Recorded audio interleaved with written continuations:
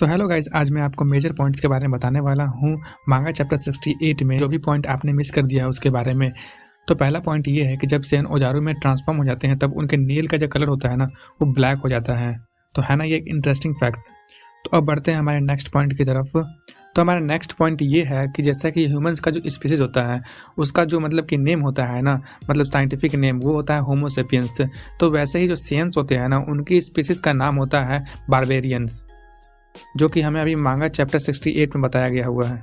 तो अब बढ़ते हैं हमारे थर्ड पॉइंट की तरफ, जिसमें हम देखते हैं कि ग्रेनोला जो नया आर्क जो शुरू हुआ है ना उसमें जो ग्रेनोला जो है ना उसकी स्पीसीज का नाम है सेरियलेंस।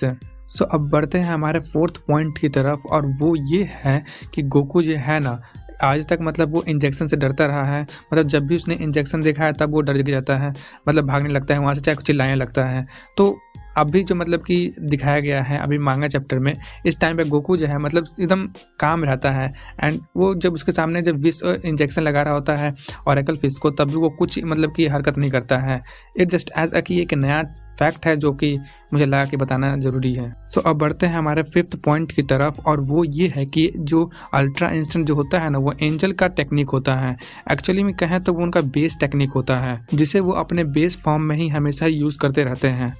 पॉइंट नंबर 6, हम सोचते थे कि मतलब अल्ट्रा इंस्टेंट ही मतलब कि सब कुछ है, कि गोकू ने अल्ट्रा इंस्टेंट को अचीव कर लिया है तो अब वो किसी को भी हरा सकता है, बट नहीं, ultra instant just as a beginning है।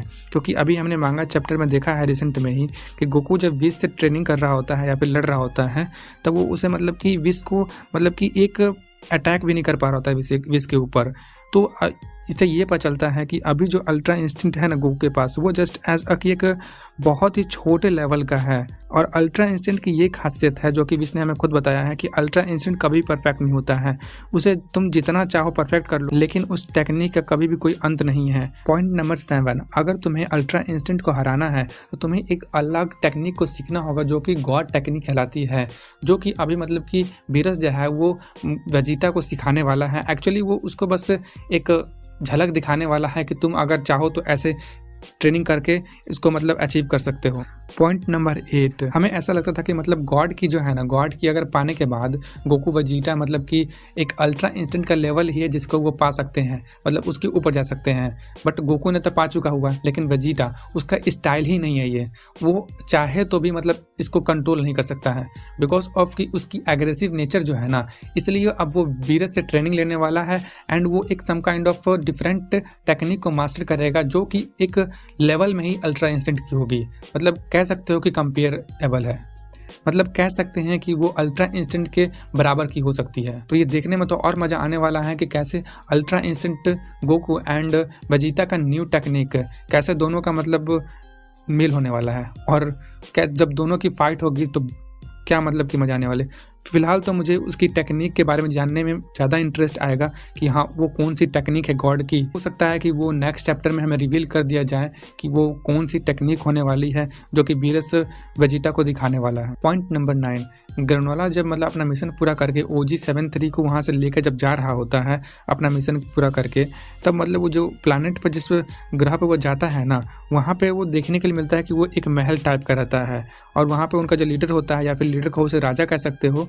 तो जब वहाँ जाता है ना तो उससे पहले जब मतलब कि एंट्रेंस गेट होता है ना, वहाँ पे कुछ एंट्रेंस गेट पे मतलब कि पहरेदार होते हैं, और फिर वहाँ से मतलब ग्रेनोला जाता है। तो वहाँ पर देखने का एक ये चीज़ है कि वहाँ ना ग्रेविटी एडजस्ट एज अ कि वो एक मतलब कि बाहर आउटर स्पेस में होता है। तो हम कह सकते हैं कि ग्रेनोला जो है ना वो आउटर स्पेस में भी सांस ले सकता है। और मैं ये ऐसा नहीं कह रहा हूँ कि मतलब कि वो वहीं पे, लेकिन जब वो मतलब कि वहाँ से जब रिवॉर्ड लेके आ रहा होता है ना उस राजा के पास से, तब वो एक अलग ही रॉकी प्लैनेट पे उतरते हैं। एंड उस रॉकी प्लैनेट पे कुछ भी नहीं होता है, ना ही एक प्लांट होता है ना ही कुछ होता है, वो जस्ट एज अ पत्थर का ढेर होता है। तो किसी पत्थर के ढेर पे तो मतलब कि कोई मतलब कि ऑक्सीजन हो नहीं सकता है। तो इससे ये साबित हो जाता है कि ग्रेनोला और जो बाकी जो भी थे वो जो मतलब कि पहरेदार थे वो सभी मतलब कि आउटर स्पेस में सांस ले सकते हैं। पॉइंट नंबर 10, जो एल्स है ना, जो मतलब कि जो राजा होता है वहाँ का, मतलब कि जहाँ पे ग्रेनोला जो है मतलब कि जिसका मिशन पूरा कर रहा होता है, वो बहुत ही कुछ जानता है मतलब बहुत चीज़ों के बारे में। बिकॉज ऑफ हो सकता है कि उसने जूनो मास्टर से बहुत सारा मतलब इन्फॉर्मेशन ले लिया हो, या फिर उसे अभी और भी इन्फॉर्मेशन लेनी बाकी हो। बिकॉज ऑफ कि उसने बात किया था कि बैलेंस जो शिफ्टिंग हो रहा है ना यूनिवर्स में, उसके बारे में, जो कि ओरेकल फिश कह ही चुकी है लास्ट में, मतलब कि चैप्टर के अंत में उसने खुद कहा था कि मतलब एक नया वॉरियर आने वाला है बिकॉज ऑफ कि यूनिवर्स का जो बैलेंस है ना वो शिफ्टिंग हो रहा है।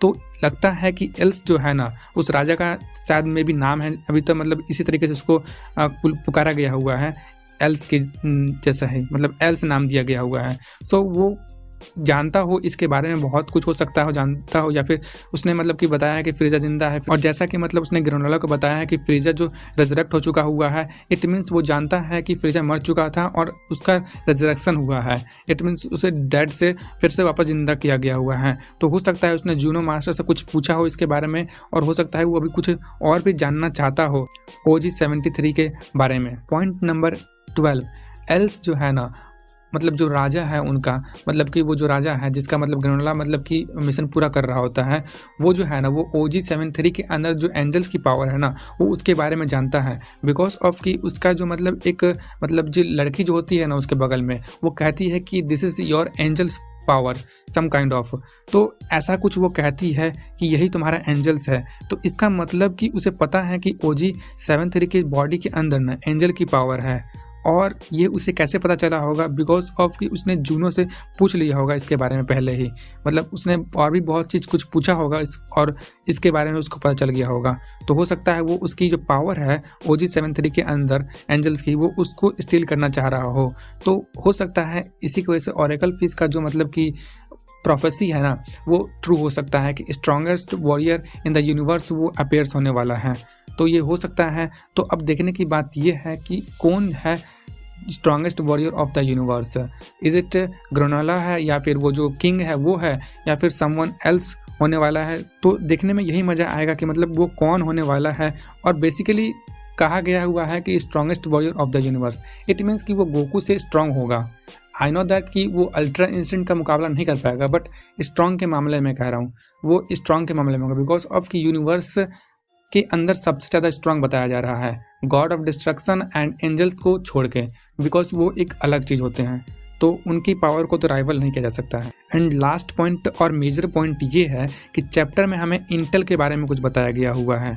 एंड अब ये इंटेल है क्या, तो समझ लेते हैं व्हाट इज़ अ इंटेल। तो इंटेल को इस तरीके से इसमें डिफाइन किया गया हुआ है कि इंटेल एक टाइप का इंफॉर्मेशन या फिर नॉलेज कह सकते हो। तो उसने कहा है कि जिसके पास जो ज़्यादा इंटेल होगी ना, वही मतलब इस यूनिवर्स पर राज करने वाला है, किंग ने। तो इसका मतलब बस यही है कि जो इंसान हर एक चीज़ के बारे में जानता है ना, मतलब वही यूनिवर्स से राज करने वाला है, just like a Juno master. But हम जानते हैं कि वो राज करने वालों में से वैसा नहीं है। तो अब यहाँ पर जो किंग है एल्स, वो इसी के पीछे पड़ा हुआ है, इंफॉर्मेशन के पीछे, इसीलिए वो इंटेल ब्रोकर कहता है जूनो मास्टर को। इसका मतलब यही है कि जूनो मास्टर जो है वो हर एक चीज़ के बारे में सब कुछ जानता है। एंड बेसिकली इंटेल का मीनिंग ही ये बताया गया हुआ है, इट मीन्स कि जो हर एक चीज़ के बारे में जानता हो, जिसके पास नॉलेज हो हर एक चीज़ की, वो उसी को इंटेल कहा जाता है। और जिसके पास भी वो नॉलेज होगी वही मतलब इस यूनिवर्स पे राज करने वाला है। और हम जानते हैं कि इन्फॉर्मेशन जो होती है ना, वो कहीं पर भी बहुत ही पावरफुल होती है।